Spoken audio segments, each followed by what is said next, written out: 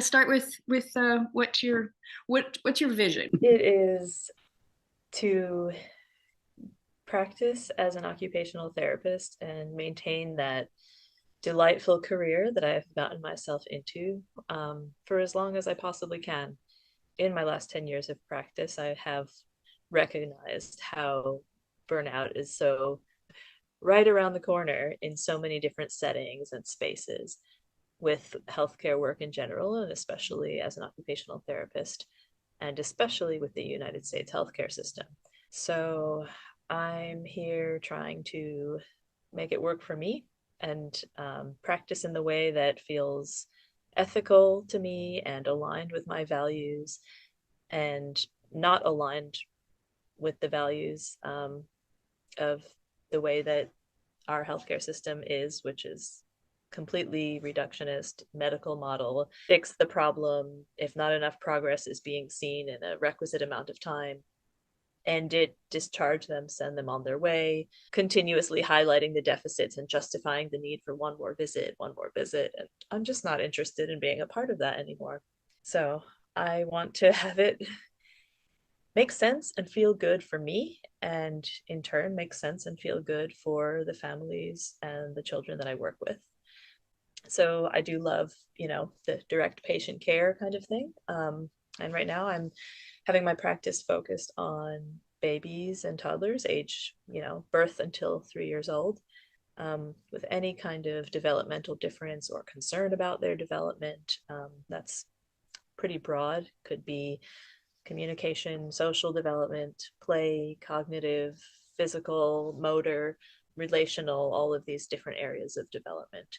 And aside from the direct patient care side of things, I'm doing some educating and advising and consulting. So I'm running some workshops for parents, teachers, and caregivers on different topics related to their work, like how to understand and join into autistic play, what neurodivergent play for young children can look like, and how to respect and join in if and when the child welcomes you, and how to kind of shift your own paradigm to validate all of the different ways that people exist in the world, rather than seeing something that looks unusual to you and coming in hard and fast with a must fix this, we must make them look like everybody else, which I know is the messaging a lot of us got as young people, myself included.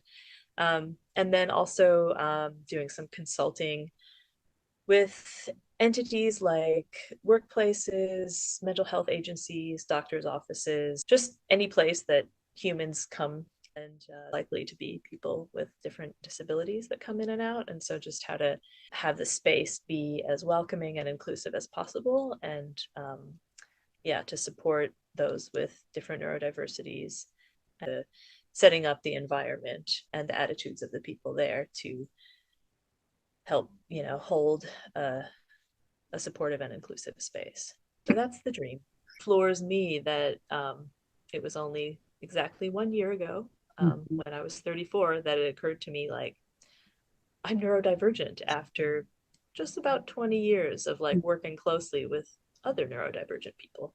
Somehow it was like, it couldn't be like, no, not me, not I. Like, that said, I am feeling more and more excited about supporting spaces with adults in them too, alongside my work with children. Really wanting to be branching out a bit into that more consultative space. Myself having been and being a neurodivergent adult that has existed in hospitals, for example, with all the harsh lighting and all the beeping, and even spaces like it has seemed pretty antithetical, but like I've been a part of, diagnostics teams for autism and ADHD and intellectual disability. And still the rooms that we have the kids come in, this is not it. It's almost ironic because it's like, of all places that should champion this, like we should be the ones, right? Yeah, I would really like to be able to share what I know about mental health side of things, the emotional bandwidth side of things, the sensory processing and regulation side of things, setting up the environment and considering that kind of trifecta, so common in occupational therapy, of like the person in question, the Mhm. environment that they're in, the physical and the attitudinal, and then the occupation or the task at hand, or like, what's the activity, what's the expectation of that the person is doing or should be doing right now, and seeing, like if something isn't going smoothly and harmoniously, which often it isn't, likely there should be something that changes in either the person, environment, or the task. So let's kind of break things down into chunks and see where we can make a shift so that things do work more harmoniously. That's the essence of it. I do care a lot about shifting that paradigm, because like when I started practicing, it was all about like teach them functional play, and even the idea of teaching play and having the word functional be attached to play, like, play is inherently self-motivated, and anything that a child does is play. So even if it looks very unusual to you, that's what children do, is play. So anything that they're doing in their waking hours is them playing. And it's on us as the adults to consider, what might this be feeling like for them? Or what has this served them? From the place of, it obviously serves them. Let's try to understand how. I want them to be like, oh, she's doing that for a reason. Let me try to understand. Any age is fine, and it's just a little primer on sensory processing and understanding the different sensory systems and how they relate to like behavior and skills and emotions. I think that's going to be one that I do on a somewhat not regular basis, and I do want to be doing some workshops for like other professionals, like maybe mental health therapists or psychologists or nurses or pediatricians or physical therapists, other people who work with neurodivergent people, specifically around sensory processing, and with that a little bit about what is OT, and then also workshop on recognizing, understanding, and joining in with neurodivergent play. And those are ones that I've done before. I'm also very open to doing things around mindfulness and trauma-informed practices and, attachment and co-regulation. I have a list on my website of the things that I'm well versed in and can make up a workshop if you want it. I would rather like tailor it to the people that are having it rather than like a stock one. I don't think I've ever talked to somebody who has that intersection of trauma informed in particular. A lot of the other words you said that have fallen out of my head. Yeah, you have a blend that I've never seen before. And I have talked to, spoken with, worked with a staggering number of occupational therapists, physical therapists, doctors, naturopaths, really? Chiropractors. Yeah, really appreciating this depth of professional knowledge that you have, that you're bringing into, your new vision. Yeah. So you're so affirming to me. I do like filling people up.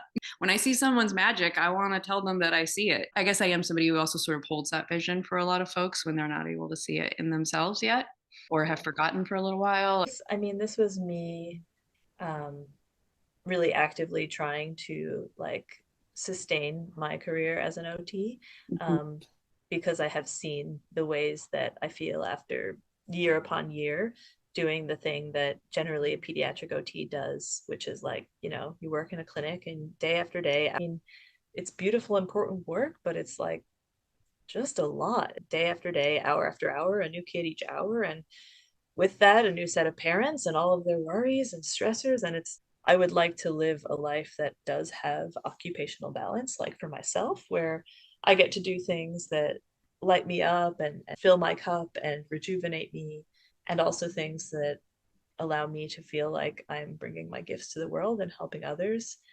And also a healthy mix of rest and leisure and home tending and nature time and, just connecting with trees and meditating and making art and baking. I want to do all these things, and I want to kind of jig that wiring of your life must consist of, time spent in a place or doing a thing such that you get money kind of ongoingly, steadily, and stably.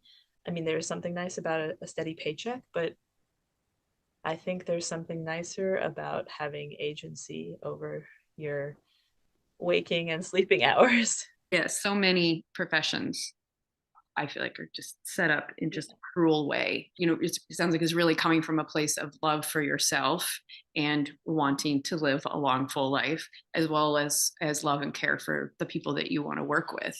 And like you said, you want to be the best that you can be. And that's only available if you get to do more than go to work, go home and crash, go to work, Yeah. go home and crash. Thank you Yeah. for knowing that it is in your best interest to take that step. Because I really do want kind of a mix of like the one-on-one client care and the sort of, I guess I see it as like more bang for my buck, like if I can impart important info to people, like more people in an hour than just one person and family in an hour, then that's better. I mean, that's part of like being autonomous over your own body choices and expressive choices, and Mhm. part of like reclaiming your neurodivergent self. And Mhm.